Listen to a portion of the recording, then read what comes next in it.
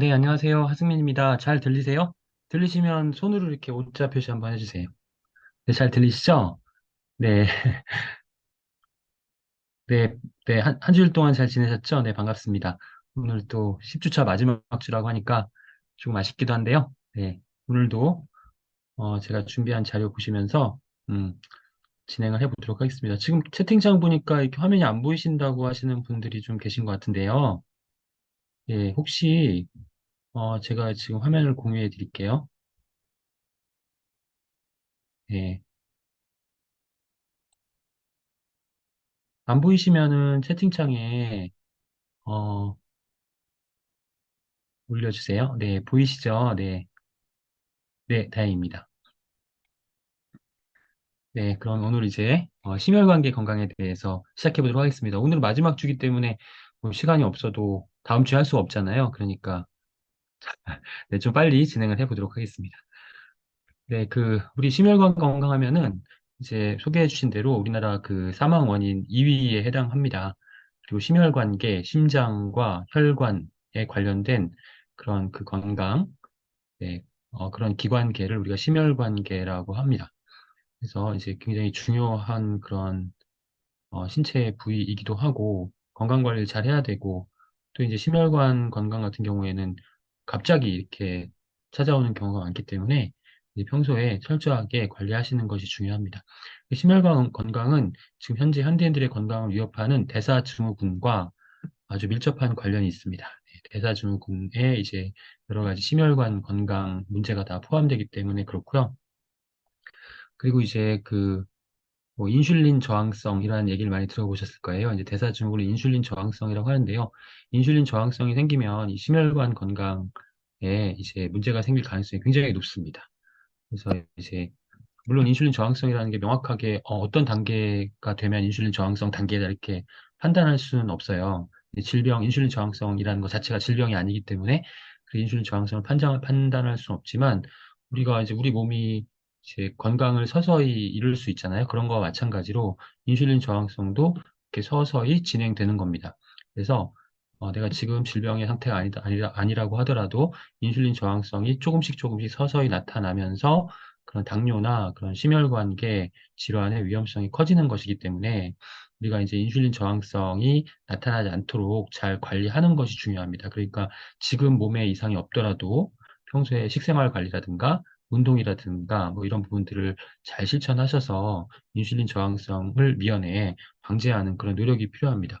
근데 인슐린 저항성은 현대 의료 의학계에서 지금 현대인들에게 발생하는 대부분의 그런 질병에 영향을 미치는 것으로 이렇게 지적하고 있습니다. 그래서 지금 보시는 것처럼 인슐린 저항성이 뭐 인슐린 자체가 이제 혈당을 관리하는 그런 호르몬이기 때문에 당뇨에 직접적인 영향을 미치지만 그 외에도 뭐 지금 보시는 것처럼 고혈압이나 뇌졸중, 뭐 심장 질환, 뭐 등과 같은 이러한 심혈관 계통의 그런 건강 문제를 발생을 시키고 그 외에도 뭐 비만이라든가 염증, 암, 간 질환, 신장 질환, 뭐 다낭성 난소 증후군 같은 그런 그 여성 질환, 그다음에 뭐 비만, 또 불안, 우울 등과 같은 그런 감정 장애 뭐 이런 부분들까지 다 영향을 미치는 것으로 이렇게 알려져 있습니다. 그래서 이 인슐린 저항성이라는 것이 상당히 중요하다. 그 인슐린 저항성이 나타나지 않도록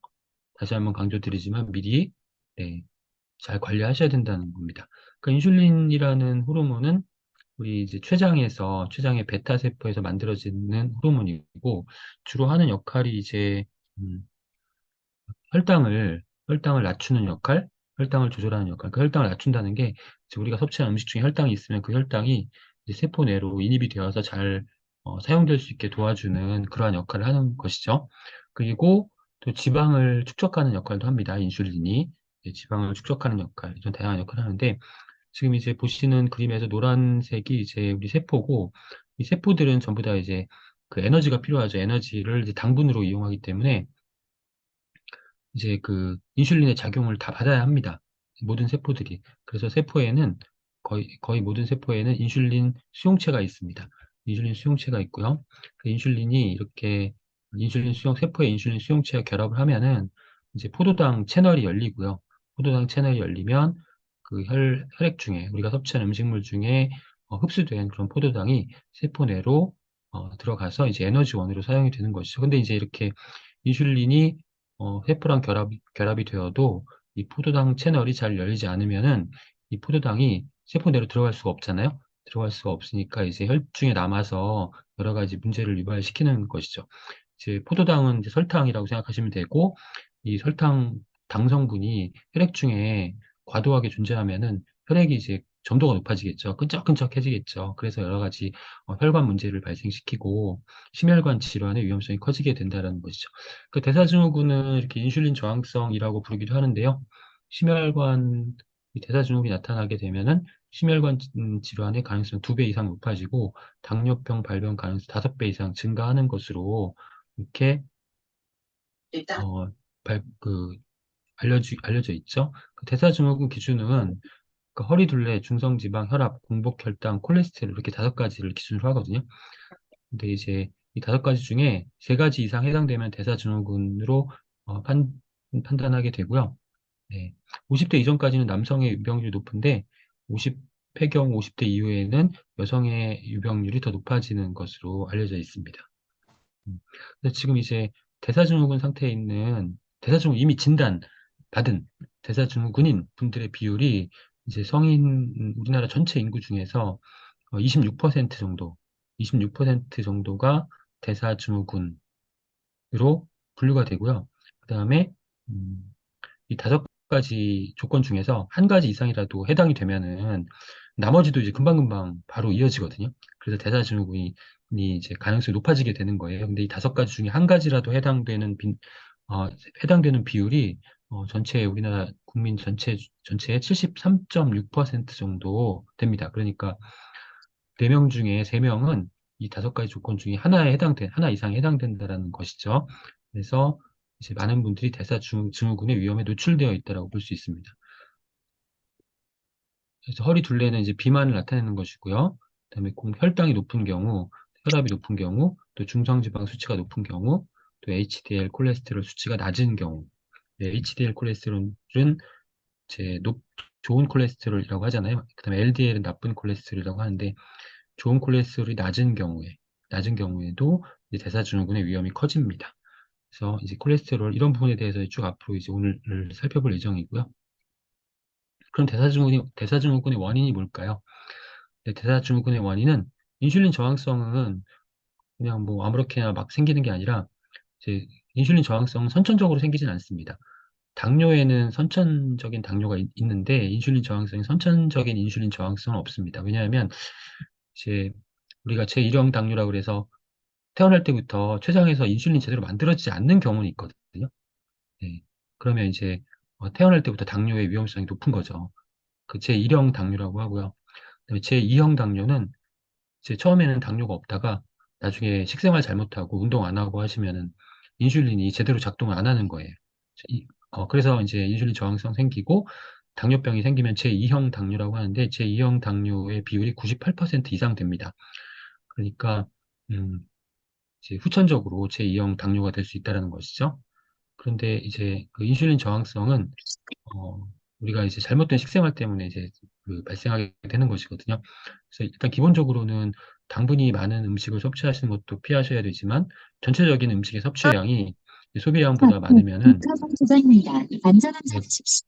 네, 그러면 네, 우리가 비만이 될 가능성이 높아지고 또 당분도 많이 들어오고 그렇게 되면 당분을 처음에 잘 처리하다가 나중에는 이제 제대로 작동을 못하는 것이죠. 네, 당분 처리 그런 시스템이 당분을 제대로 처리하지 못하게 되는 그런 상태가 되는 것을 인슐린 저항성이라고 이해하시면 되겠습니다. 그래서 이제 이렇게 우리가 섭취량이 소비량보다 많을 경우에는 비만, 당뇨, 그다음에 이상 지질 혈증이나 심혈관계 질환 가능성이 높아지고 인슐린 저항성이 발생하기 쉬운 그런 그 상태가 되는데요. 이렇게 이제 우리나라 국민들에게 뭐 비만 인구도 점점 증가하고 있고 또 인슐린 저항성이나 당뇨 인구도 이렇게 증가하고 있는 이유는 식생활이 변했기 때문에 그렇습니다. 이 식생활이 이제 짧은 시간 동안 이제 많이 변했는데요. 뭐 단적인 예로 국민 1인당 육류 섭취량이 1980년에 11.3kg이었는데 2018년에 53.9kg으로 연간 1인당 그 육류 섭취량이 5배 이상 증가했죠. 네, 엄청나게 많은 양의 육류를 소비하고 있다는 것이죠. 근데 우리 간혹 이제 많은 분들이 나는 고기를 이렇게 많이 먹지 않는데 옛날하고 비슷하게 먹는데 이렇게 생각하시겠지만 이 고기만 먹는 게 아니라요. 우리가 이제 매일매일 섭취하는 가공식품이나 인스턴트 식품 등의 이런 육류 가공물이 육류를 이용한 그런 식재료가 많이 들어가기 때문에 이제 우리가 고기를 직접적으로 먹지 않더라도 이제 육류를 소비하는 것과 똑같은 결과가 나오고 있다라는 것이고요. 그다음에 탄수화물 섭취 과잉, 뭐 설탕이라든가 밀가루, 음식 많이 드시죠? 그다음에 흰 쌀밥, 그리고 우리가 가공식품, 인스턴트 식품, 뭐 이런 것들, 정크푸드라고 하죠. 이러한 식품들도 사실은 우리 건강에는 나쁜 영향을 미치는 그런 식품들이죠. 대표적으로 초가공 식품과 트랜스 지방, 액상 과당을 들 수 있는데요. 초가공 식품은 가공식품보다 훨씬 더 극단적으로 가공한 식품을 초가공 식품이라고 하는데, 이 초가공 식품의 섭취량이 증가하면 조기 사망 위험도 증가하고 심장 질환 위험도 증가합니다. 그래서 우리가 이제 평소에 자주 섭취하는 그런 식품들 중에서 이 초가공 식품이 굉장히 많습니다. 지금 보시는 것처럼 이러한 식품들이 다 초가공 식품에 해당되는 것이고요. 칼로리 높지만 영양소가 부족하고 또 트랜스 지방도 많고 그다음에 주요 영양소, 항산화 영양소, 식이섬유가 많이 부족하기 때문에 체중 증가 및 심장 질환의 원인이 되는 것이고요. 네. 그래서 이러한 식품들을 좀 가급적이면 피하시는 게 우리 심혈관 건강에 도움이 될 수 있고요. 트랜스 지방은 이제 지방 중에서 특정한 형태를 가지고 있는 지방을 트랜스 지방이라고 하는데요.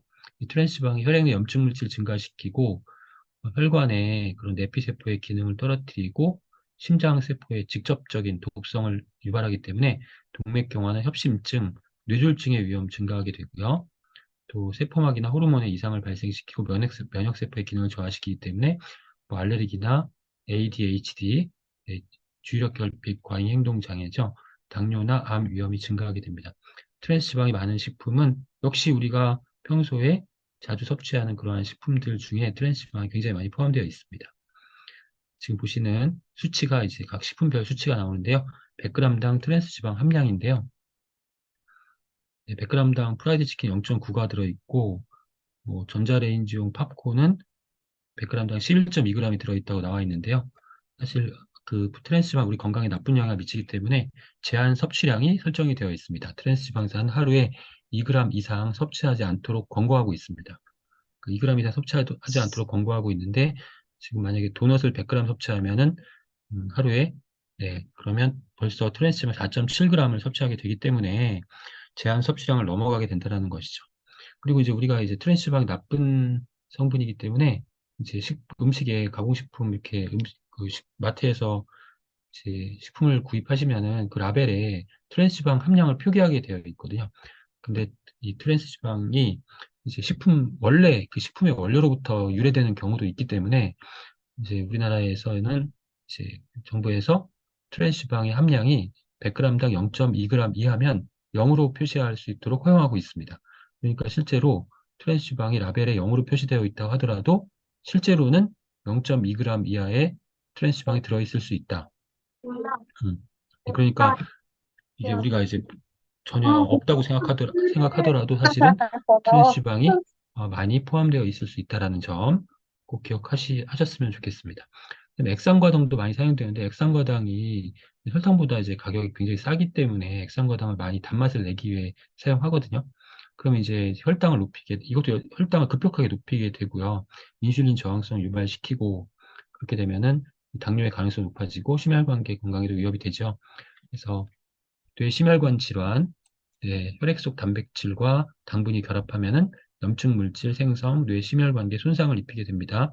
혈액 속 단백질과 당분이 결합한다. 그러니까 우리 당분을 섭취하면 혈액 속에 이제 우리 육류도 섭취하게 되면은 우리 또 혈액 속에 단백질 성분도 있잖아요. 그런 단백질과 결합을 해가지고 이제 그 염증 물질을 생성합니다. 그게 바로 이제 잠시 후에 말씀드릴 최종 당화 산물입니다. 또 과당은 지방으로 쉽게 전환됩니다. 그래서 당이 들어가면 당이 이제 인슐린이 하는 역할이 당분을 세포로 넣어주는 역할 이외에 지방으로 전환시켜서 축적시키는 역할도 인슐린이 하거든요. 그러니까 지방이 축적되기 쉽고, 특히 이제 대사가 활발하게 일어나는 간에서 지방으로 축적돼서 지방간 유발시킬 수 있고요. 예, 또 비만이나 당뇨의 원인이 되죠. 액상과당이 이제 영어로는 이렇게 영어 약자로 HFCS라고 합니다. 하이 프럭토즈 콘 시럽이라고 하는데요. 이 HFCS 이제 역시 식품의 라벨에 보시면은 이제 액상과당 얼마 이렇게 표시가 되어 있어요. 그런데 액상과당이 나쁜 거 알기 때문에 이제 편법을 쓰는 거죠. 일부 이제 식품에는 HFCS 이렇게 표시가 되어 있어요. 이게 바로 액상과당이라는 거고요. 그다음에 액상과당 옆에 이제 수치가 표시되어 있는데 이건 액상과당의 비율입니다. 그래서 HFCS 55다 그러면 액상과당이 55% 들어있다는 얘기거든요. 전체 당분 중에 당류 중에서. 근데 이게 이제 HFCS 95% 이상 되는 것도 많습니다. 그래서 이 수치를 잘 확인하시고 높은 식품은 액상과당이 많이 들어있다. 그러니까 좀 피하시는 게 좋겠죠. 네, 그래서 이제 당분이 우리 몸에 들어가면은 이제 단백질과 결합한다고 이제 말씀을 드렸는데요. 당분자가 체내 단백질과 결합한 물질을 우리가 AGE, 최종 당화 산물이라고 합니다. 그래서 이렇게 최종 당화 산물이 많이 형성이 되면요. 단백질 기능 손실, 염증 및 산화, 혈관 손상을 유발시킬 수 있는데요.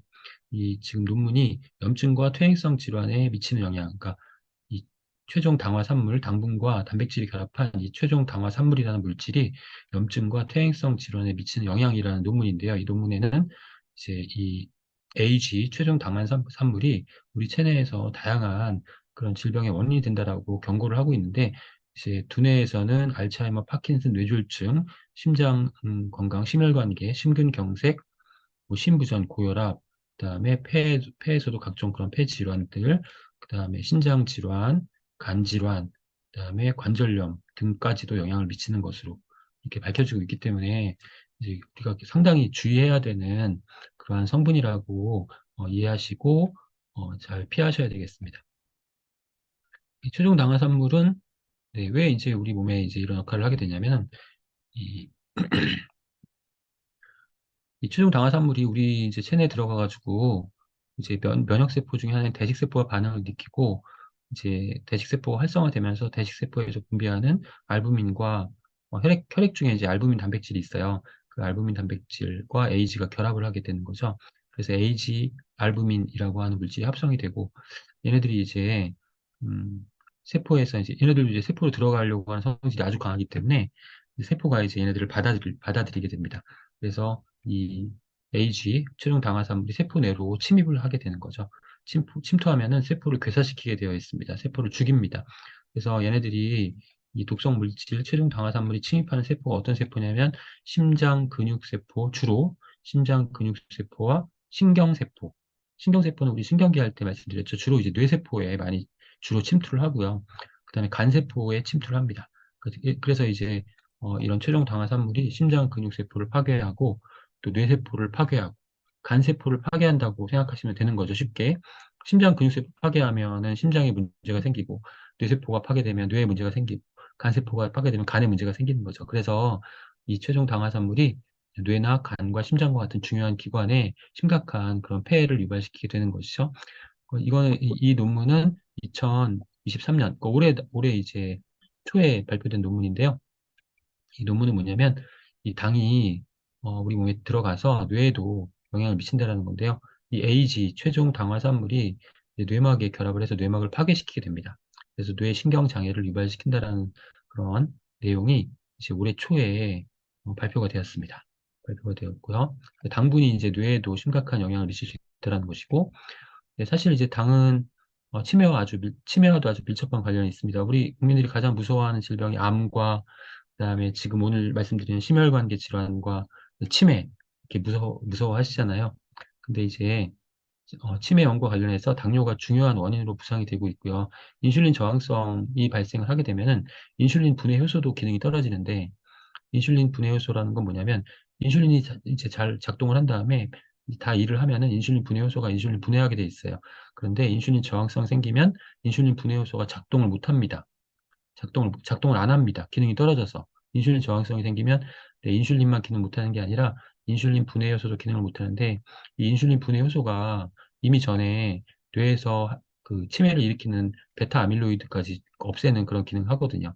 근데 베타 아밀로이드가 어, 잘 없어지지 않게 된다는 것이죠. 그래서 이 그 당뇨가 네, 바로 치매의 직접적인 원인이 될 수 있다. 그리고 실제로 당뇨 환자 중에 20%가량은 알츠하이머스 치매로 발전하는 것으로 나타나고 있습니다. 그래서 이 당뇨가 직접적인 그런 치매의 원인이 되기 때문에 치매를 제3형 당뇨라고 불러야 한다라고 주장하는 그런 학자들도 많습니다.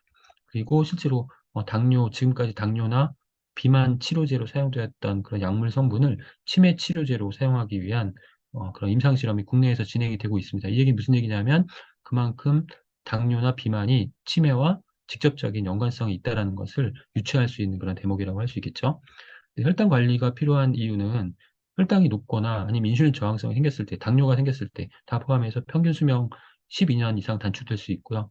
그다음에 이 혈당이 높은 경우에는 비당뇨 성인 대비 평균 사망률이 1.6배 이상 증가하게 됩니다. 그다음에 다양한 합병증의 위험도 증가하게 되고요. 제가 이제 며칠 전에 또 기사를 한번 봤는데 이제 우리가 혈당을 검사하잖아요. 혈당을 검사하면은 이제 공복 혈당을 재고 공복 혈당을 측정해가지고 100 이하면은, 공복 혈당이 100 이하면은 정상이고, 100에서 126까지는 당뇨 전 단계고, 120 이상이면, 126 이상이면 당뇨병으로 진단하게 되는데요. 이제 제가 며칠 전에 본 기사에 뭐가 나왔냐면, 정상 범위라고 해서 안심해서는 안 된다는 거예요. 그러니까 공복 혈당이 뭐 98이다. 그리고 어떤 분은 공복 혈당이 80이다 그러면은 공복 혈당이 98인 분이 심혈관계 질환의 가능성이 한 40% 이상 높다라는 그런 결과가 나왔어요. 그러니까 혈당이 정상이라고 하더라도 이제 높은 정상이면은 심혈관계 위험성이 커지고요. 또 이제 당뇨 전 단계, 그 혈당 수치가 100에서 126 사이인데, 그리고 당뇨 전 단계라고 하는데 여기서도 이제 100 이하고 예를 들면 100이나 103하고 121이나 122하고는 굉장히 심혈관계 질환의 가능성, 발생할 수 있는 가능성의 차이가 엄청나게 높아진다는 게 밝혀졌어요. 그러니까 우리가 정상 수치라고 하더라도 정상 범위로만 관리해야 되는 게 아니라 정상 범위에서도 가능하면 이 당 수치를 낮게 관리하는 것이 이 심혈관계 건강을 유지하는 데 꼭 필요하다라는 것도 중요합니다. 이 혈당이 높아지면은 앞서 말씀드린 바와 같이 혈액 중에 이제 설탕이 많은 거랑 똑같잖아요. 혈액이 끈적끈적해진다고 말씀을 드렸잖아요. 그러면은 혈액이 잘 흐르지 않겠죠. 혈액이 잘 흘러야 되는데 혈액 순환이 원활하지 않는다라는 거죠. 그러면은 처음에는 이제 혈관이 우리가 뭐 큰 대혈관도 있고 작은 모세혈관, 미세혈관도 있잖아요. 그 미세혈관에서는 혈액이 흐르지 않으면은 네, 그 미세혈관 주변에 있는 세포에 영양소나 산소가 공급되지 않습니다. 그래서 처음에 이제 혈당이 높은 상태에서는 미세혈관, 모세혈관 주변에 네, 신체 조직에 손상이 일어납니다. 어, 그 주변의 세포들이 산소나 영양소를 제공받지 못하기 때문에 괴사하게 된다는 거죠. 그래서 모세혈관이 밀집되어 있는 그런 신체 조직이 어디일까요? 망막, 눈에 이상이 생기는 거고, 우리나라의 실명 1위가 당뇨병성 망막병증이잖아요. 그러니까 그 실명화할 수 있게 되고, 그다음에 신장, 우리 뭐 노폐물을 여과시키는 신장에도 신사구체에 엄청나게 많은 그런 미세혈관이 밀집되어 있거든요. 그 신장 기능이 떨어져서 만성 신부전으로 연결될 수 있고, 그다음에 신경병증, 신경에도 이제 영향을 미치게 되는 거죠. 그래서 신경병증이 생깁니다. 당뇨병성 신경병증, 그래서 신경병증에는 감각신경병증, 운동신경병증, 자율신경병증이 있어요. 감각신경병증은 뭐냐면 감각신경에 문제가 생기는, 감각을 못 느끼는 잘. 그러니까 뭐 상처가 나도 잘 모르고 나중에 상처가 났는데 발이 곪아서 이제 썩어 들어가는 거죠. 그때까지 잘 모르는 경우. 이런 경우도 많고. 네, 운동신경병증은 네, 근육이 이제 운동을 못하게 되는 거죠. 그래서 신체 기관의 기능이, 그 근육기관의 기능이 떨어지고, 움직임이 둔해지고, 걸음이 느려지고, 나중에는 근육 마비까지 올 수 있고, 자율신경병증은 자율신경에 영향을 미치는 거죠. 자율신경은 우리 몸의 신체 기관의 기능을 조절하는 그런 신경이라고 말씀을 드렸죠. 그러니까 뭐, 이 소화기관, 내장기관의 기능이 떨어지는 거죠. 심장 기능, 신장 기능, 뭐 간 기능, 소화 기능 다 떨어지는 거죠. 이게 이제 당뇨병성 신경병증이라고 하는 것이고, 또 신체의 이제 발 끝부분에도 그 모세혈관이 많죠. 그럼 여기에도 상처가 발생하고 괴사가 일어나고 잘 회복이 안 되고 족부병변, 당뇨병성 족부병변 이렇게 이제 이런 합병증들이 발생하게 되고요. 그다음에 이제 나중에는 처음에는 작은 혈관부터 시작된 문제가 나중에는 큰 혈관에까지 문제가 발생되기 때문에 관상동맥 질환도 생기고 동맥경화도 생기고 그다음에 뇌혈관도 막을 수 있고, 뇌혈관도 터뜨릴 수 있고, 뇌졸중도 유발시키게 되는 것이죠. 그래서 이제 그 혈당 관리가 잘 안 되면 처음에 미세혈관, 나중에는 대혈관 합병증이 반드시 발생하게 됩니다. 그래서 철저하게 잘 관리하시는 것이 중요하고요. 그런데 문제 뭐냐면 우리가 이제 혈압은 간혹 가다가 뭐 이렇게 측정하시는 분들이 계신데요. 이제 혈당을 잘 측정하시는 분들은 별로 없어요. 혈당 수치 잘 모르시는 분들이 많다라는 거예요. 그래서 이제 심혈관 건강과 또 대사 증후군과 관련해서 우리나라 국민들은 3명 중 1명은 고혈압 환자인데, 그리고 10명 중 1명은 당뇨병 환자로 이제 분류가 되죠. 그런데 고혈압, 3, 40대 고혈압 환자들이 이제 자기 스스로 이제 고혈압인 것을 잘 모르는 비율이 40%, 50% 가까이 돼요. 그 반은 50% 정도는 고혈압이면서 그 중에 반은 자기가 고혈압인지 모르는 거죠. 그러니까 관리가 안 된다는 거예요. 이게 굉장히 위험한 거예요. 고혈압이 계속 그냥 방치가 되면 어떻게 되겠어요? 나중에 뇌혈관이 파열될 수 있고, 이제 심장 질환이 생길 수 있다는 것이죠. 고혈압이 이제 심혈관 질환의 가장 첫 번째 단계에 나타나는 것이기 때문에 이제 혈압을 정확히 알고 관리를 하셔야 되는 겁니다. 혈압이 높아진 다음에 혈압약을 꼭 드셔야 됩니다. 드셔야 되고요. 그 다음에 이제 50대 인구 중에 혈당 관리가 필요한 사람의 비율은 당뇨병 전 단계가 51%, 당뇨병이 23%, 그래서 74%가 혈당 관리를 하셔야 되고요. 그 다음에 본인이 당뇨병임을 모르는 환자 비율은 전체 당뇨병 환자 중에 34.2%. 그 당뇨병 지금 뭐 500만 명, 1000만 명 시대 당뇨병 500만 명이거든요, 지금. 우리나라 전체 인구의 이제 10분의 1, 10%가 당뇨병 환자예요. 그리고 전당뇨, 그러니까 당뇨 전 단계 인구까지 합치면 1,500만 명이에요.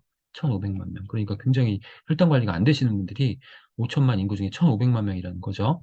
근데 그 중에 나이 어린 어린이 청소년 빼면은 사실 엄청나게 높은 비율로 혈당 관리 안 하고 있다는 건데, 그 중에 이제 당뇨병 상태에 이어서 굉장히 위험한 상태임에도 불구하고 본인이 당뇨임을 모르는 환자 비율이 34.2%나 된다는 것입니다. 그래서 정부에서는 이게 문제가 굉장히 심각하기 때문에 자기혈관 숫자 알기라는 그런 캠페인을 계속 이제 지금 진행을 하고 있는 것이죠. 혈당도 가능하면 네, 자주 측정을 해보시는 게 좋겠습니다. 그럼 혈당 관리에 도움이 되는 영양소를 살펴보도록 하겠습니다. 우선 단백질입니다.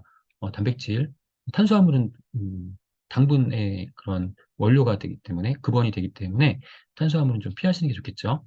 근데 복합 탄수화물은 상관없습니다. 식이섬유 같은 복합 탄수화물, 잡곡, 채소 이런 거 복합 탄수화물이잖아요. 이거 괜찮은데 이제 그 단순당으로 구성되어 있는 그런 그 탄수화물 좀 피하시는 거고, 이 단백질은 혈당을 음, 높이지 않습니다. 혈당을 높이지 않기 때문에 혈당을 급격하게 상승시키지 않죠. 지금 그림에서 보시면 단순당 같은 경우에는 이 혈당이 급격하게 올라가죠. 그래서 이제 혈당 문제가 생길 수 있고 인슐린 저항성을 유발시키게 되는데, 단백질의 경우에는 혈당을 높이지 않기 때문에 이제 혈당 관리에 도움이 되는 그러한 중요한 식품의 원료가 되는 것이고요. 지금 보시면 단백질 위주의 식사를 하게 되면은 평소에 이제 혈당 수치가 짙은 남색에서 이제 그 파란색으로 바뀐다라는 거거든요. 이렇게 하루 식사 혈당 수치가 처음에는 단백질 위주의 식사를 안 했을 때에는 혈당 수치가 급격하게 올라갔다 급격하게 떨어지잖아요. 이걸 이제 혈당 스파이크라고 하는데, 혈당 스파이크가 혈당이 급격하게 높아지면 인슐린이 과도하게 분비되고 또 혈당이 급격하게 떨어지고, 그러면 다시 당분을 보충하라는 신호를 보내게 되고 또 당분을 과잉 섭취하게 되고 또 인슐린이 또 과잉 분비되고, 이런 악순환이 계속 반복이 되다가 인슐린이 과잉 분비가 되더라도 인슐린이 제대로 작동하지 않는 인슐린 저항성이 생긴다는 거죠. 그 인슐린 저항성 생기면은 어떤 그 상태가 되냐면, 혈당은 굉장히 높은데 인슐린도 굉장히 많이 분비가 되어 있어요. 그런데 혈당이 떨어지지가 않아. 그러면 고혈당 상태이면서 고인슐린 혈증 상태가 되어 있는 거예요. 그럼 바로 이제 이 당뇨의 직전 단계라고 보는 거죠. 혈당이 굉장히 높은데 혈중의 인슐린 수치도 어마어마하게 높다. 그러면 인슐린이 제대로 작동하지 않는다는 거죠. 단백질 위주의 식사를 하게 되면은 이렇게 급격하게 혈당이 높아졌다가 뚝 떨어지는 이러한 그 현상이 줄어든다. 그 혈당을 어느 정도 일정한 수준으로 유지할 수 있게 도와준다라는 것이 이제 이 지금 보시는 논문의 핵심이고요. 네, 그 다음에 단백질 같은 경우에는 또 이제 식욕 자극 호르몬인 그렐린 수준을 억제합니다. 그래서 지금 아까 음식별로 그렐린, 식욕 자극 호르몬이 얼마나 분비되는지를 이렇게 보여주는 그래프인데요. 단백질을 섭취했을 때는 그렐린이 적게 분비가 되기 때문에 우리가 식욕이 많이 생성되지 않습니다. 그래서 포만감이 오래 가고 또 음식을 그렇게 많이 섭취하지 않게끔 도와주는 것이 이제 바로 단백질이기 때문에 우리 혈당 관리를 위해서 단백질 위주의 식사, 그다음에 식이섬유 위주의 식사를 하시는 게 좋고요. 식이섬유는 포만감을 느끼게 해주죠. 식이섬유가 함유되어 있는 식품은 우리 소화기관 내 수분 흡수하면서 부피가 커지기 때문에 포만감을 유발시키고 그 다음에 혈당을 흡수해서 당분을 흡수해서 혈당이 아니라 이제 소화기관 내로 흡수되기 전에 당분을 흡수해서 배출시키기 때문에 우리 체내로 혈당이 들어가는 것을 미리 막아준다는 것이죠. 그래서 이제 당분의 흡수 조절, 당분을 늦게 흡수하도록 도와주는 것이 식이섬유이기 때문에 혈당에는 아주 필수적인 그런 영양소라고 할 수 있습니다. 그래서 우리가 단백질과 식이섬유가 풍부한 그런 식사를 하는 것이 혈당 관리에 도움이 된다는 것 기억해 주시면 좋겠고요. 또 식이섬유는 콜레스테롤 조절도 할 수 있습니다. 이 수용성 식이섬유가 수분을 흡수하면서 이제 음식 중에 콜레스테롤까지 흡착시켜서 배출시키고, 그 다음에 담즙산도 흡착시켜서 배출을 시킵니다. 이 담즙산은 지방을 유화시키는 그런 물질이고 간에서 만들어지는데, 이 대부분 다 90%가 재흡수가 됩니다. 그런데 식이섬유가 담즙산을 흡착해서 배출을 시키면 이제 재흡수가 안 됐으니까 간에서 새롭게 또 담즙산을 새롭게 만들어야 되거든요. 근데 간에서 새롭게 만들려면은 체내에 있는 콜레스테롤을 사용해서 담즙산을 만들어요. 그러니까 담즙산이 빠져나가면 새로운 담즙산을 만들기 위해서 체내에 남아도는 콜레스테롤을 사용한다. 그리고 그러면 이제 뭐 담즙산이 지금 빠져나갔기 때문에 간에서 담즙산을 만드는 동안 담즙산이 잘 분비가 안 될 거 아니에요. 그럼 지방의 유화가 안 되기 때문에 지방의 소화 흡수도 떨어뜨릴 수 있고요. 그다음에 이 식이섬유가 어, 그 수용성 식이섬유가 체내에서 그 마이크로바이옴, 그러니까 프로바이오틱스에 의해서 대사가 되면은 단쇄 지방산이 생성되죠. 짧은 사슬 지방산. 이 짧은 사슬 지방산이 아주 중요한 그런 포스트 바이오틱스인데 이 짧은 사슬 지방산이 장에서 흡수가 돼서 간으로 이동하면 간에서 콜레스테롤 합성 경로를 억제합니다. 그래서 콜레스테롤 많이 합성되지 않게 이렇게 유지하는 데 관리하는 데 도움이 된다는 것이죠. 그래서 식이섬유는 이렇게 세 가지 경로를 통해서 콜레스테롤 조절에 도움이 되는 그러한 영양소라고 할 수 있습니다. 그다음에 당 내성인자라고 그래서 최근에 이제 주목받고 있는 미네랄이 크롬입니다.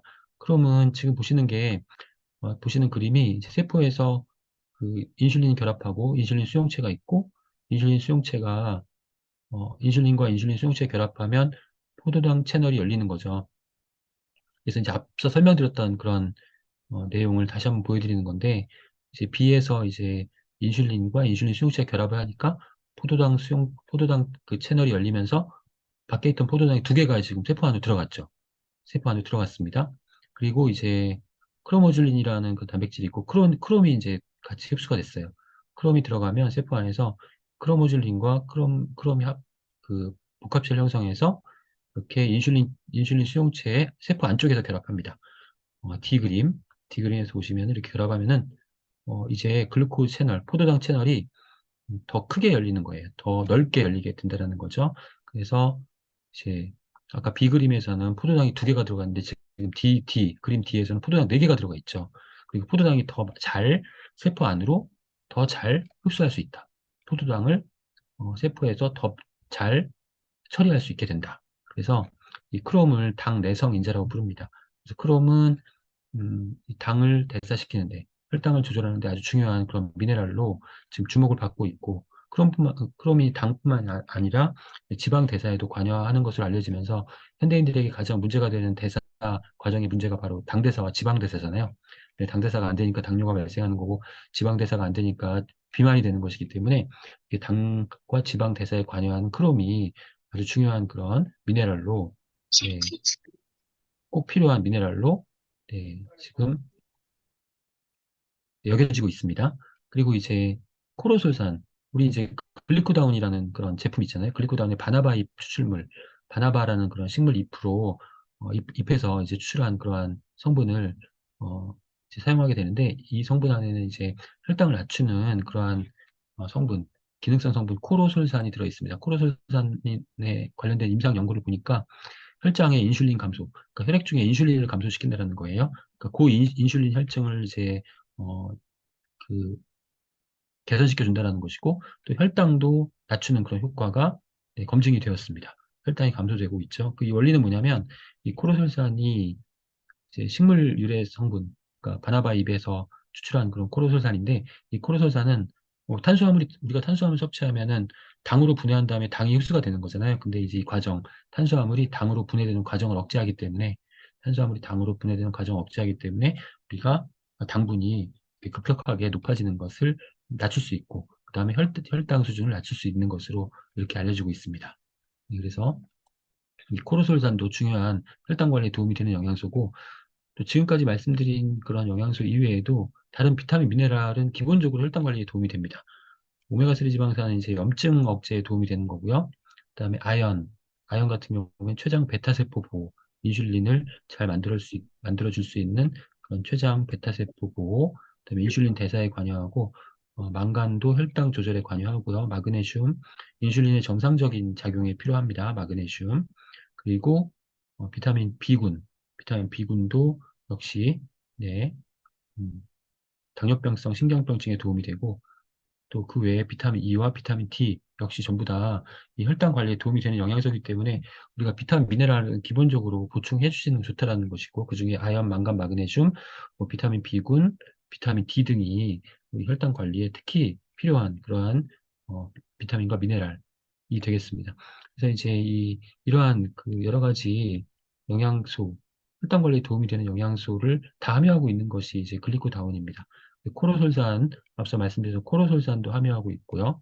그다음에 크롬, 아연, 셀레늄, 나이아신, 비타민 B군 등과 같은 이러한 다양한 혈당 관리에 도움이 되는 그러한 비타민도 함유하고 있고, 그다음에 또 혈당 관리에 도움이 된다고 인정받은 그러한 성분들도 이제 부원료로 사용이 되고 있기 때문에 복합적으로 혈당을 잘 관리해 줄 수 있는 그러한 제품이라고 이해하시면 되고요. 근데 앞서 말씀드린 바와 같이 사실 그 혈당이 정상 수준에 있더라도 높은 쪽에 가까우면 심혈관계 그런 질환의 가능성, 당뇨의 가능성이 높아진다고 말씀드렸잖아요. 그러니까 이제 미리미리 잘 관리하시는데 활용하시면 좋겠고요. 그다음에 이제 우리가 혈당을 관리하려면 두 가지가 반드시 필요합니다. 식이요법. 음식을 잘 선택해서 섭취하셔야 된다는 거고, 그 다음에 운동이죠, 운동을 해야지 혈당을 이제 관리할 수 있는 것이죠. 그래서 우리가 이제 유산소 운동, 무산소 운동 다 하시는데, 유산소 운동과 무산소 운동 공통적으로 인슐린 민감성을 증가시킵니다.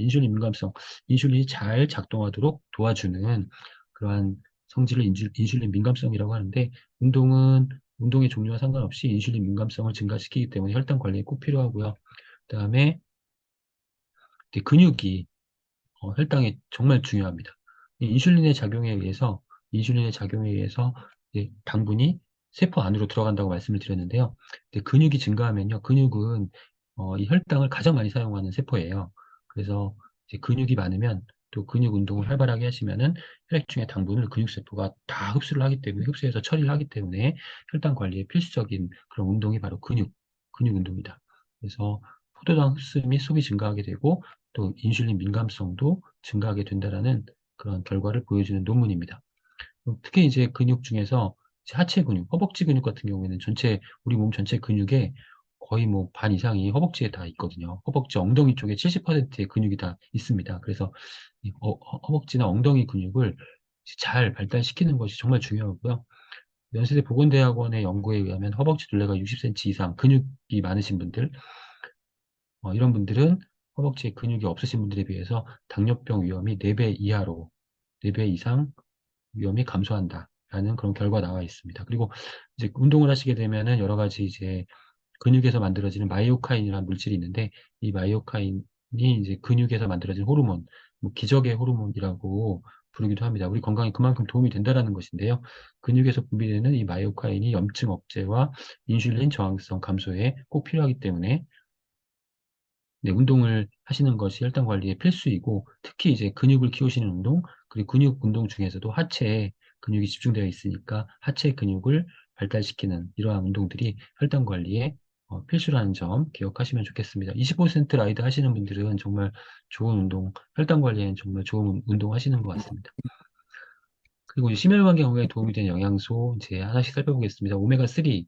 오메가3는 네, 우리 이제 심혈관계 건강에 딱 도움이 되는 영양소 하면 오메가3가 바로 떠오르시잖아요. 왜냐하면은 혈중 중성지질 개선, 혈행 개선 이게 도움이 되고요. 이 심혈관계 건강에 도움이 되는 것이고 그다음에 이제 함량에 따라서 기억력과 눈 건강에도 도움이 되죠.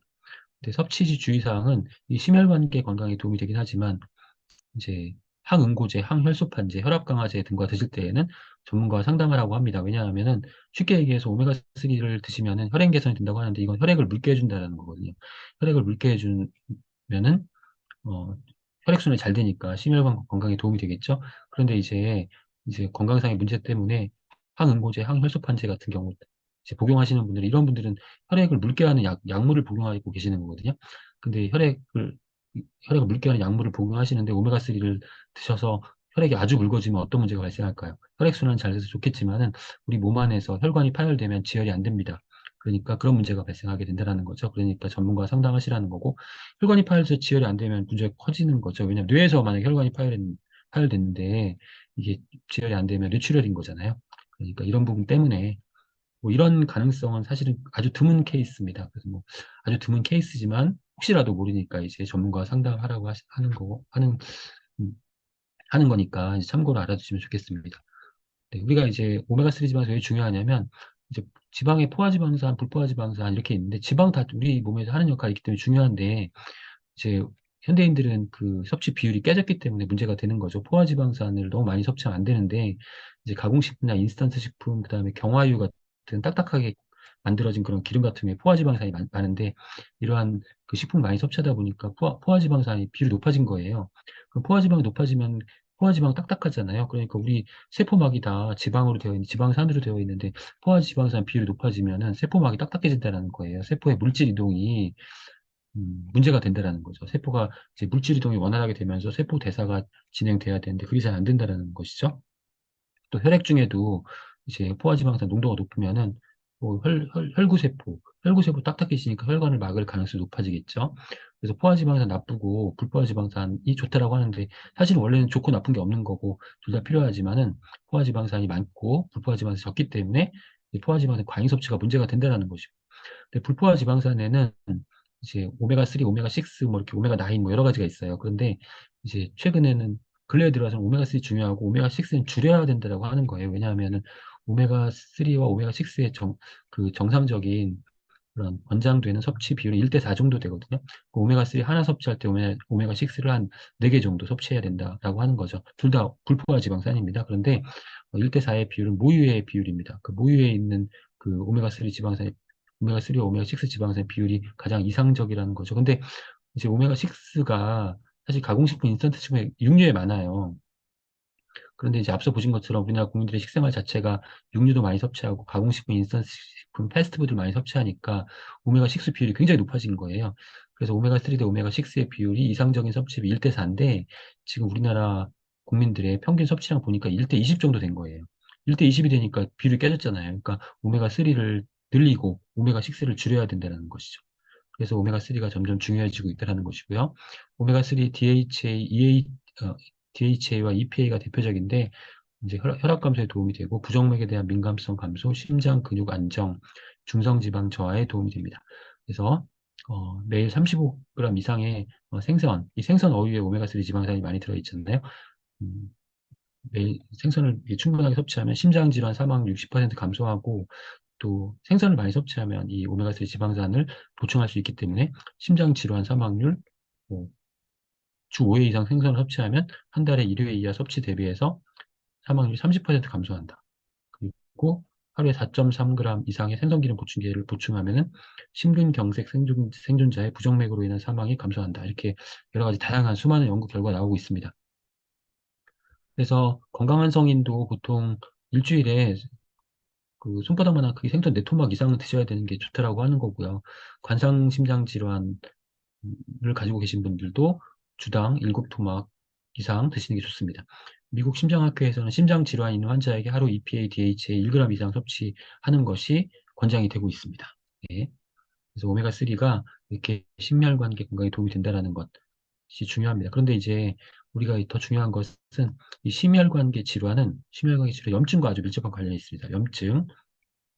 그래서 우리가 심혈관계 질환의 위험성을 측정할 때 혈액에서 이제 C염증성 단백이라는 그런 지표를 검사를 합니다. C염증성 단백. C염증성 단백이라는 성분이 많이 검출이 되면요. 말 그대로 C염증성 단백이잖아요. 염증을 유발시킬 가능성이 높은 물질이라는 거예요. 이 물질의 농도가 높게 검출이 되면은 심혈관계 위험성이 아주 높다고 판단합니다. 그러니까 이 C염증성 단백과 심혈관계 질환의 발병 가능성이 비례한다라는 거죠. 그 염증과 이 심혈관계 건강에 아주 밀접한 관련이 있다는 것입니다. 현대인들은 만성 염증 때문에 다양한 그런 건강상의 문제가 발생하고 있는데요. 만성 염증은 우리 전체 신체 전체에 다 영향을 미칩니다. 나쁜 영향을 미치는 거죠, 물론. 그래서 뭐 심혈관계에서는 특히 심장, 혈관의 염증, 심장 질환, 뇌졸중, 당뇨나 빈혈을 유발시킬 수가 있습니다. 그래서 염증을 억제하는 것이 굉장히 중요합니다.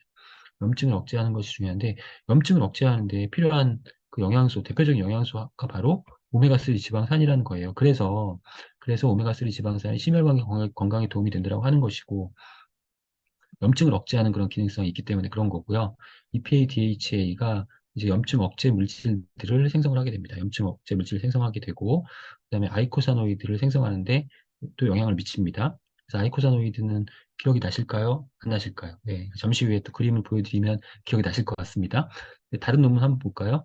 네, 죽상동맥 경화에서 염증 해결책, 조절과 치유에 관한 그런 논문인데 여기 보니까 여기도 역시 이제 염증에 관해서 오메가3 지방산을 중요한 영양소로 언급하고 있죠. 염증 해소 물질인 레졸빈을 이제 오메가3 지방산이 합성을 하게 되고요. 이렇게 되면은 이제 어떤 결과가 나오냐면 지방 조절 물질 합성하고 염증성 사이토카인 억제합니다. 그래서 오메가3 지방산이 염증성 사이토카인 억제하니까 염증을 억제한다는 것이고 또 염증에 의한 산화 스트레스 감소, 염증이 발생하면은 우리 면역세포가 반응하기 때문에 이제 대량의 산소 소비하고 그 산소, 유해산소가 많이 발생해서 산화 스트레스가 증가하게 되거든요. 그래서 산화 스트레스를 결과적으로 낮출 수 있다는 것이고, 그다음에 LDL 산화도 감소시킬 수 있습니다. 그러니까 염증에는 오메가3 지방산이 중요하다. 또 염증에 도움이 된다는 기능성은 오메가3 인정받지 못했어요. 아직까지 우리나라에서. 그렇지만 우리가 기본적으로 알고 있어야 됩니다. 네. 오메가3 염증에 좋다는 걸 알고 있어야지 우리가 적극적으로 오메가3를 잘 활용할 수 있게 되겠죠. 네. 그리고 염증에는 오메가3다. 꼭 기억하시면 좋고요. 그다음에 이건 2021년도에 덴마크의 네, 벨기에의 레번 가톨릭대 벨기에의 제1회 대학교인데요. 여기서 이제 2021년도에 발표한 논문인데 이 시험관 실험에 암세포에 오메가3를 투여해서 암세포가 파괴되는 걸 보여주는 거예요. 그 오메가3가 암세포를 파괴시키는 거거든요. 근데 이게 이제 아직은 이게 시험관 실험이기 때문에 우리 몸에서 똑같이 오메가3가 암세포를 파괴할 수 있다라고 확신할 수는 없습니다. 아직 확정할 수는 없지만 실험실 실험에서 그 시험관 실험에서 이렇게 암세포를 파괴하는 그러한 그 기능성이 나타났다라고 하는 것. 그러니까 앞으로 이제 이 암세포를 파괴하는 연구에 이 오메가3를 적극적으로 활용한 그런 계기가 되었고요. 그다음에 지금도 현재 오메가3를 이제 암세포를 파괴하기 위한 그런 연구에 적극적으로 활용하고 있습니다. 네, 참고적으로 이제 말씀을 드린 거고요. 또 염증을 억제하는 데 도움이 되는 것은 역시 마이크로바이옴입니다. 그래서 우리가 장수하시는 분들의 그런 그, 그 상태를 조사해 보니까 염증 수준이 100세 이상 장수하시는 분들은 염증 수준이 3, 40대랑 염증 수준이 비슷해요. 그 염증이 많으면, 네, 염증이 없으면 오래 산다는 것이고, 네, 염증은 또 장 항상성과 아주 밀접한 관련이 있습니다. 그래서 장에 좋은 균이 많으면요, 염증이 적어요. 장에 좋은 균이 많으면 염증이 적고, 네, 또 좋은 균이 다양하게 많으면 염증이 적다. 이렇게 이해하시면 돼요. 그러면 장에 좋은 균이 많으면 염증이 적고 심혈관계 건강도 좋아질 수 있고 또 건강하게 장수할 수 있다. 음, 이렇게 정리할 수 있겠죠. 마이크로바이옴 다양성 이거는 이제 좋은 균의 종류가 많다라는 것이죠. 다양성이 줄어들면 좋은 균이 종류가 적어지면 염증이 증가하게 됩니다. 그래서 심혈관계 건강에 또 나쁘고 그다음에 노화와 질병을 촉진시킬 수 있습니다. 장내 균주 다양성과 인간의 질병이라는 논문을 보면 장내 균종, 좋은 균의 다양성이 감소하면 면역 질환, 대사질환, 비만, 당뇨, 심혈관 질환, 암 등이 많이 발생할 수 있다는 것이죠. 그래서 우리가 이제 이렇게 염증을 줄이고 또 심혈관계의 그런 건강을 유지하기 위해서 또 노화나 질병을 억제하기 위해서 우리가 해야 될 수 있는 것은 좋은 균을 많이 잘 서식하게 만드는 그런 환경을 만들어주는 것이죠. 그래서 이제 좋은 균의 먹이가 되는 그런 식이섬유를 충분하게 섭취를 하시는 것이 좋고요. 그다음에 그 좋은 균을 직접 섭취하고 또 우리 장내에 서식하는 좋은 균의 증식에 도움이 되는 그러한 프로바이오틱스를 충분하게 섭취하시는 것이 굉장히 중요합니다. 그래서 염증과 프로바이오틱스, 그다음에 심혈관계 질환, 노화 질환의 관련성을 잘 기억하시는 거 좋겠습니다.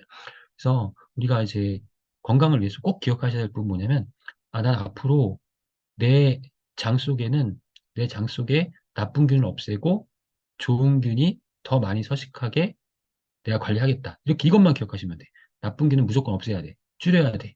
좋은 균이 더 많아지도록 해야 됩니다. 왜냐하면 우리가 나이가 들어가면 갈수록 좋은 균의 비율이 줄어들어요. 태어났을 때는 99%가 좋은 균이었는데 나중에 60세, 70세가 되면은 좋은 균의 비율이 5%밖에 안 돼요. 나머지 나쁜 균이라는 거. 그러니까 이렇게 좋은 균이 적어지고 나쁜 균이 많아지면 노화가 진행된다는 것이죠. 그러니까 우리는 항상 뭘 기억해야 되냐면, 나쁜 균을 줄이고 좋은 균을 많이 잘 서식하게 해야 되겠다. 어떻게 해야 되겠어요?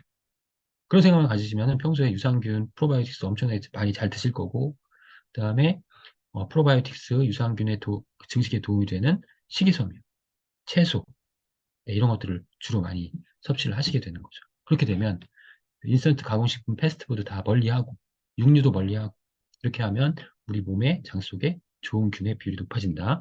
이 부분을 저는 꼭 기억하셨으면 좋겠습니다. 그다음에 심혈관계 질환에 도움이 되는 또 영양소 감마리놀렌산. 감마리놀렌산은 기능성이 아주 많죠. 혈중 콜레스테롤 개선, 또 혈행 개선에도 도움이 됩니다.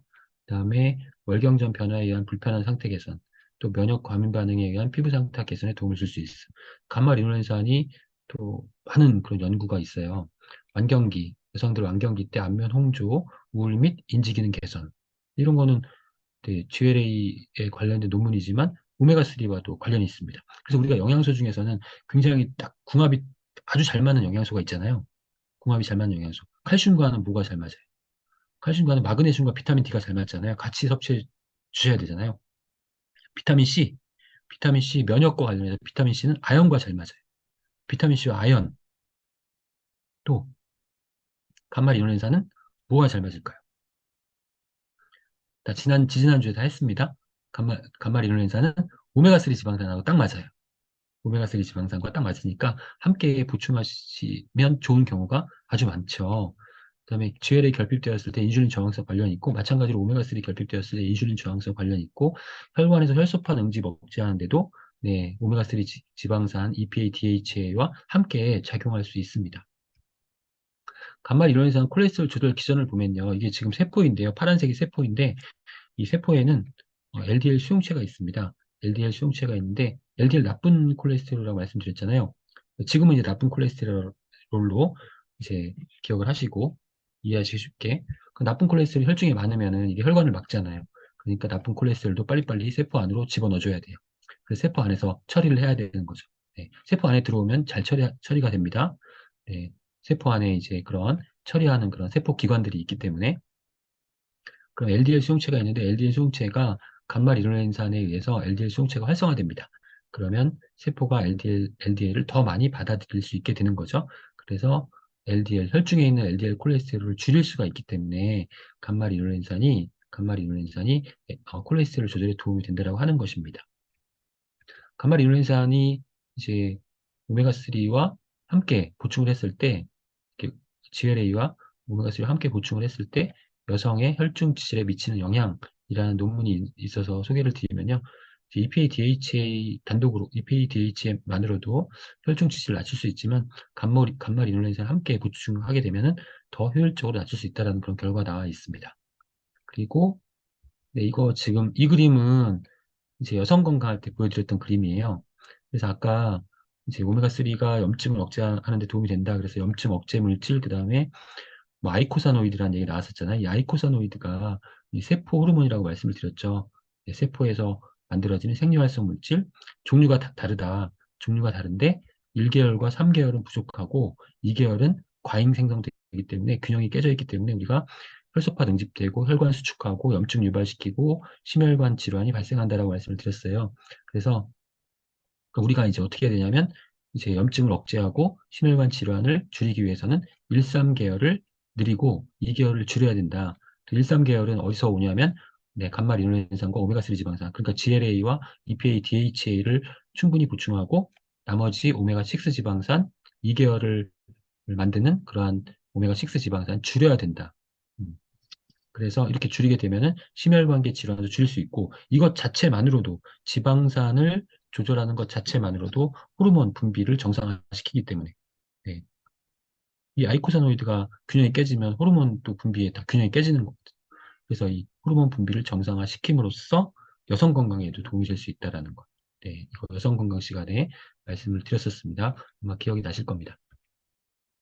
다음은 이제 그 코엔자임 Q10입니다. 코엔자임 Q10은 이제 혈압, 대사증후군의 이제 한 조건 중에 하나인 혈압을 낮추는 그런 기능성이죠. 혈관에 지금 단면을 보고 계신데요. 코엔자임 Q10을 이제 보충하게 되면은 이제 산화질소라는 물질을 활성화시켜서 이 산화질소라는 물질이 활성화되면서 혈관이 확장됩니다. 혈관의 그 지름이 넓어진다는 거죠. 그럼 혈액순환이 잘 되겠죠. 그럼 혈압이 낮아집니다. 혈관의 지름을 확장시켜서 혈압을 낮추는 그런 효과가 있다는 것입니다. 그래서 우리가 이제 고시형 원료 중에서 코엔자임 Q10이 높은 혈압 감소에 도움이 될 수 있음이라고 하는 기능성을 인정받게 된 것이고요. 이제 코엔자임 Q10은 에너지 활성화에 굉장히 중요합니다. 이 에너지 활성화에 중요하다는 건 심혈관계 건강과 아주 밀접한 관련이 있는 거거든요.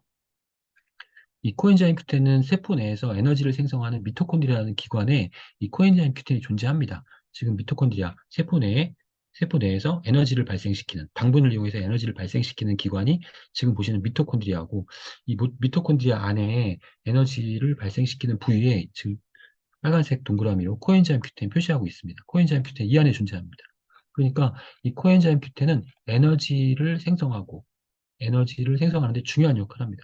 그러니까 에너지를 많이 필요로 하는 신체 기관의 미토콘드리아 안에 코엔자임 Q10 농도가 높겠죠. 그래서 에너지를 많이 생성하는 신체 기관 세포에는 이 미토콘드리아의 개수가 아주 많습니다. 아주 많습니다. 세포 하나에 미토콘드리아가 수백 개가 있는 거예요. 세포 하나에 미토콘드리아가 수백 개가 있어요. 에너지를 많이 생성해야 되기 때문에. 그럼 어느 세포에 이렇게 미토콘드리아 수백 개가 있을까? 심장세포. 심장은 계속 움직여야 되니까. 그럼 이 안에 코엔자임 Q10이 있다라는 거예요. 코엔자임 Q10의 농도가 심장에서 아주 높아요. 그래서 코엔자임 Q10이 어, 어디에 높은가, 어느 신체 기관에 높은가 보면은 지금 심장에서 가장 높죠. 하트, 심장에서 가장 높고, 일을 많이 하는 기관의 세포에 코엔자임 Q10 농도가 높다라는 거예요. 그 다음에 뭐, 신장, 그 다음에 간, 근육, 뇌, 뭐 이런 순서로 쭉 나와 있죠. 그러니까 일을 많이 하면 미토콘드리아 많고 미토콘드리아에 코엔자임 Q10의 농도가 높다라는 거죠. 그런데 심장에서 가장 코엔자임 Q10이 높은데 나이가 들면은 어 이렇게 신체 기관이 활동이 많은 신체 기관의 기능이 가장 먼저 떨어져요.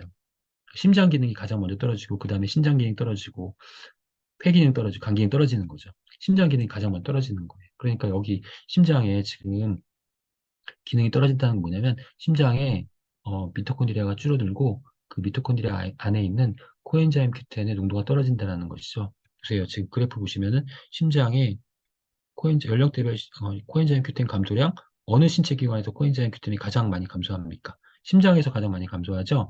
코엔자임 Q 나이가 들면 심장 기능이 떨어지고 코엔자임 Q 떨어지고 그 코엔자임 Q10을 보충하면 심장 기능이 개선될 수 있다는 것입니다. 심장을 더 튼튼하게 해줄 수 있다는 것, 이러한 이유 때문에.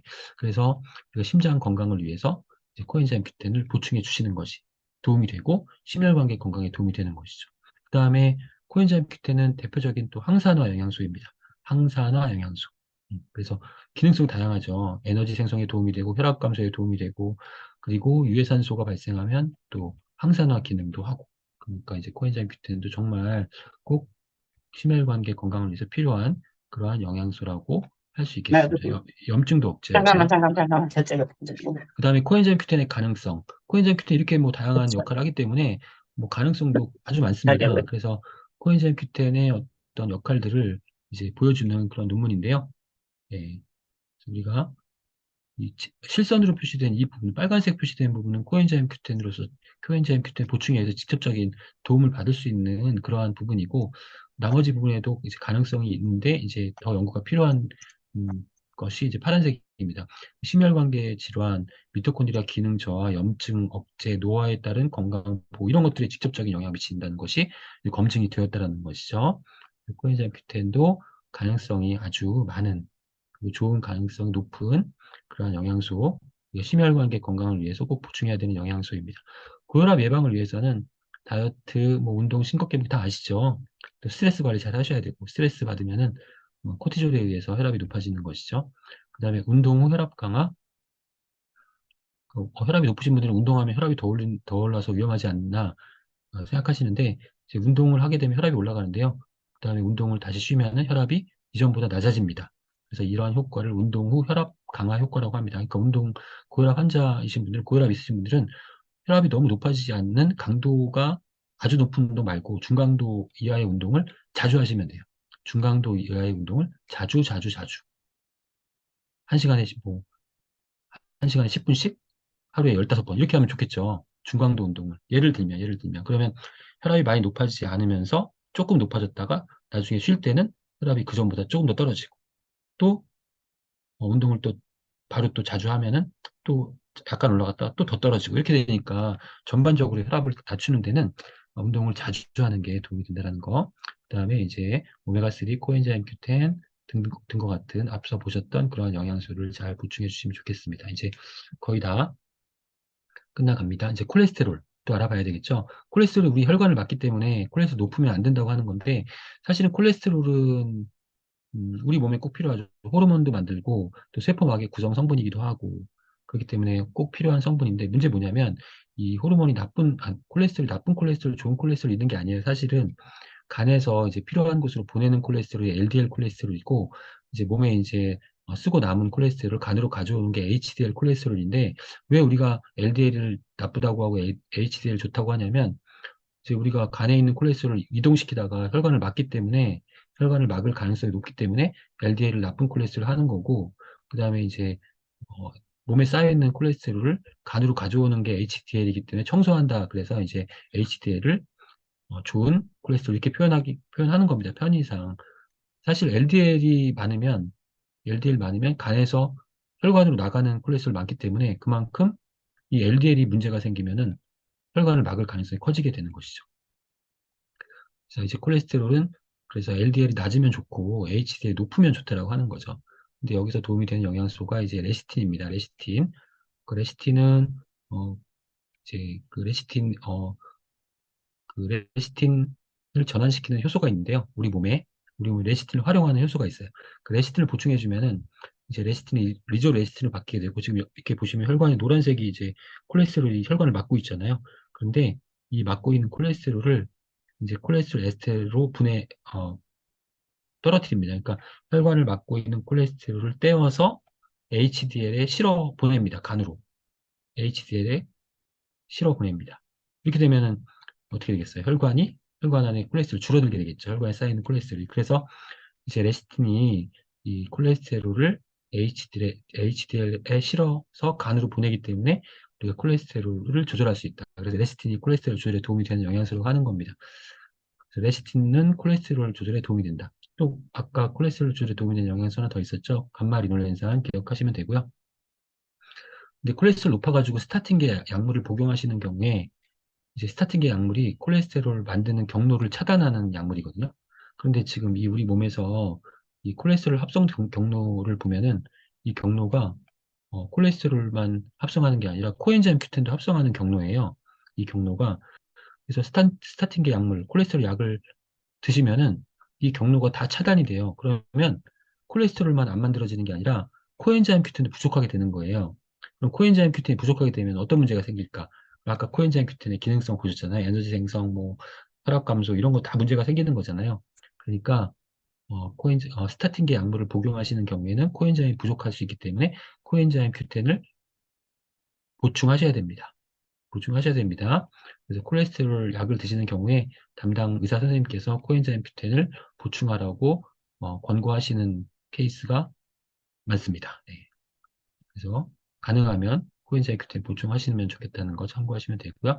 그다음에 그다음에 심혈관계 건강에 도움이 되는 영양소로 이제 비타민 B군 중에서 비타민 B6, 비타민 B12, 엽산 이렇게 세 가지 비타민 B군은 이제 체내에서 우리가 단백질 대사 과정 중에서 호모시스테인이 만들어지고 호모시스테인이 혈관의 그런 그 점도를 올리는 그런 그 작용을 해요. 혈관의 점도가 높아진다는 것이죠. 혈액 흐름이 잘 안 된다는 거예요. 나이가 들면 이 호모시스테인이 높아져요. 근데 이 호모시스테인을 제거하는 비타민 B군이 이 세 가지 비타민 B군입니다. 호모시스테인도 중요한 심혈관계 질환의 원인 인자이기 때문에 이 호모시스테인을 제거하기 위해서 이 세 가지 비타민 B군을 충분히 보충해 주실 필요가 있고요. 그다음에 비타민 C는 우리가 만능 비타민이라고 하잖아요. 비타민 C는 워낙 다양한 기능성이 많은데 그 중에 이제 심혈관계 또 혈당 관리와 관련된 기능성을 보면 비타민 C의 기능성 중에서 항당뇨, 항고혈당, 그리고 혈압 낮추고 콜레스테롤 낮추고 중성지방 수치도 낮추고 그다음에 심장을 보호하는 기능 이런 것들을 비타민 C가 가지고 있기 때문에 비타민 C도 평소에 충분하게 보충해 주시면 심혈관 건강에 도움이 될 수 있고요. 그다음에 우리 LDL 콜레스테롤이 아까 이제 간에서 이제 콜레스테롤을 운반하잖아요. 이제 운반하다가 혈액 중에 산소를 유해산소 만나가지고 산화가 돼요. LDL 콜레스테롤이 산화가 되면은 어떻게 되겠어요? LDL 콜레스테롤이 이렇게 콜레스테롤 운반하는 운반체잖아요. 그런데 콜레스테롤은 지방이 기름이랑 비슷한데 혈액은 혈관은 혈액이라는 수분으로 꽉 차 있는데 어떻게 이렇게 기름이 잘 이동을 할 수 있을까? LDL이 운반체라는 거예요. 저밀도 지단백. 그러니까 LDL이 저밀도 지단백이라는 뜻인데 이 콜레스테롤을 단백질로 코팅을 해서 운반하는 거예요. 이걸 이제 LDL 콜레스테롤 하는데 이렇게 단백질로 코팅이 되어 있기 때문에 물과 기름이 안 섞이니까 잘 이동할 수 있는데 유해산소에 의해서 이 단백질 코팅막이 파괴가 되면 어떻게 돼요? 파괴가 되면 이 안에 콜레스테롤이 그대로 수분에 노출되고 물과 기름은 섞이지 않기 때문에 이 콜레스테롤이 혈관벽에 붙게 돼 있습니다. 혈관벽에 붙으면서 굳어버리죠. 기름은 굳으니까 그러면 이제 혈관벽이 딱딱해지고 혈관이 파괴되는 거죠. 그래서 동맥경화가 유발되는 거예요. 근데 이처럼 LDL 콜레스테롤이 유해산소로부터 산화되는 것을 막아주는 것이 비타민 E입니다. 그래서 비타민 E는 혈중 중성지방의 산화를 억제한다라고 얘기해 어려운 이제 얘기로 혈중 중성지방의 산화를 억제한다. 혈중 중성지방이 산화가 되면 혈관벽에 붙어서 혈관을 막게 되니까 이 중성지방의 산화를 하는 것이 비타민 E의 기능이고 그래서 이 비타민 E는 혈액순환에 도움이 된다. 토코페롤이라고 부르기도 하죠. 이렇게 혈액순환에 도움이 된다고 하는 이유가 바로 혈중의 중성지방의 산화를 억제하기 때문에 그렇습니다. 그래서 비타민 E도 혈액순환에 도움이 되는 심혈관계 영양소라고 할 수 있고요. 정리를 해보자면 이 심혈관계 건강은 대사증후군과 아주 밀접한 관련이 있다. 그 대사증후군은 혈당 관리도 반드시 병행이 되어야 한다는 거고요. 그다음에 뭐 귀리식이섬유가 파이버비츠 플러스의 주요 원료고 그다음에 난소화성 말토덱스트린, 이눌린 구화검 이런 것들도 다 식이섬유의 일종이에요. 이거는 파이버 파우더의 주요 영양소 이런 것들이 다 혈당을 이제 억제하는 데 도움이 되고 그다음에 앞에 그 말씀드렸던 코로솔산, 바나바 잎 추출물의 코로솔산도 혈당 관리에 도움이 되는 거고요. 감말 이놀렌산은 혈행 개선과 콜레스테롤 개선에 도움이 되고 또 키토산도 콜레스테롤 개선에 도움이 되고 코엔자임 Q10은 항산화, 높은 혈압 감소에 도움을 줄 수 있고 EPA, DHA 같은 오메가3 지방산은 혈중 중성지질 개선, 혈행 개선에 도움이 되고 네, 비타민 B군 세 가지 혈액의 호모시스테인 수준을 정상으로 유지하는 데 도움이 되고 그 외에 비타민 C와 비타민 E도 심혈관계 건강에 도움이 되는 그러한 영양소 나머지 미네랄도 중요하다는 점 기억하시면 좋겠습니다. 우리가 이제 심혈관계 건강, 심혈관계 질환이 현대인들에게는 가장 무서운 질환이고요. 이러한 건강 관리를 위해서는 네, 우리가 이러한 영양소도 중요하고요. 또 더 중요한 것은 어떤 식생활을 할 것인가, 어떤 식생활을 할 것인가. 앞서 말씀드렸지만 공통적으로 나왔던 게 이제 뭐 육류나 인스턴트 식품이나 가공식품, 패스트푸드를 줄여야 되는 게 핵심이고 또 채소, 식물성 식품을 충분히 섭취하는 것 중요하고 단백질과 식이섬유 유지에 식사하시는 거 중요하고 또 운동도 반드시 병행하셔야 된다는 거 꼭 잊지 마셔야겠습니다. 그렇게 이제 잘 운동, 영양, 식생활 관리 잘 하시면은 우리가 심혈관계 걱정 없이 건강한 생활 하실 수 있으리라 생각이 듭니다. 네, 오늘 심혈관계 건강에 대한 내용을 말씀을 드렸고요. 네, 시간이, 네, 오늘은 좀 많이 지나네요. 네, 그래서 오늘 말씀드린 내용 잘 기억하시고요. 잘 관리하셔서 건강한 생활 하셨으면 좋겠습니다. 네, 그동안 고생 많이 하셨고, 또 다음에 또 기회가 되면 또 새로운 내용을 가지고 찾아뵙겠습니다. 늦은 시간까지 경청해 주셔서 감사합니다.